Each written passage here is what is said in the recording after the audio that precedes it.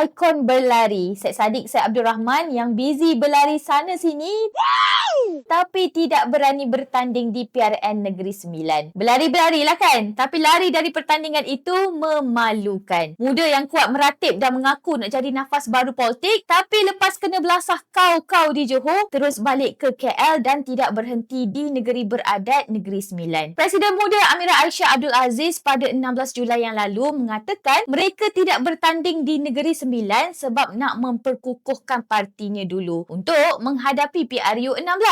Klise lah. Tapi at least bagilah tahu apa plan muda. Diingatkan, parti muda yang berumur lebih daripada 5 tahun ini dan tanpa sokongan Pakatan Harapan, muda takkan menang mana-mana pilihan raya pun. Umum ke, negeri ke, kecil ke, nothing. Hampir semua hilang deposit. Nanti adalah orang kata, kenapa aku beef sangat dengan muda ni? Kenapa tak hentam UMNO ke, PKR ke, PAS ke, DAP ke dan lain-lain parti? Guys, itu semua parti orang tua. MKR tak pilih kasih. Semua pun kita balun. Tapi muda special sikit. Kami nak tengok muda up the game sikit lah. Tunjuklah kat parti-parti tua yang orang muda pun boleh cabar sistem lama dan bukannya sama je macam parti-parti purba yang lain. Tapi apa yang kita dapat? Muda hanya mampu menjalinkan persahabatan strategik dengan satu lagi parti hanyut iaitu Parti Sosialis Malaysia PSM yang mereka panggil Ikatan Progresif. Dan progresif bermaksud melangkah ke depan. Jadi mana langkahnya? Mana depannya? Aku ingat muda nak comeback stronger lah dan penuh strategi gaya orang muda untuk berlawan di Negeri Sembilan. Tapi hampir. Sepatutnya selepas kalah lagi kena turun padang, lagi kena lawan balik. Bukan menghilang dari negeri seterusnya. Kalau nak bagi alasan tak bersedia ataupun takut, apa masalahnya? Dan nama pun parti politik, mestilah kena bertanding pilihan raya. Nak tunggu bila lagi kan? Kalah menang itu biasalah. But at least, bagilah pengundi pilihan untuk mereka mengundi. Tapi kalau sampai tak nak bertanding, baik tutup kedai je lah. Bubar parti terus. Oh yes. Kalah 4 calon di Johor, letaklah 8 calon di Negeri Sembilan. Tak cukup duit pendaftaran, crowdsource lah. Fundraising macam yang muda selalu buat. Asalkan jangan putus asa, jangan give up. Muda hari ni nampak macam give up sebelum pertandingan bermula. Sedangkan PSM dan parti orang asli pun berani letakkan calon dan bertanding pilihan raya. Ini pula muda. Apa ni Syed Saddiq? Apa ni Amirah Aisyah? Kalah itu biasa, tapi parti politik yang tak bertanding itu luar biasa.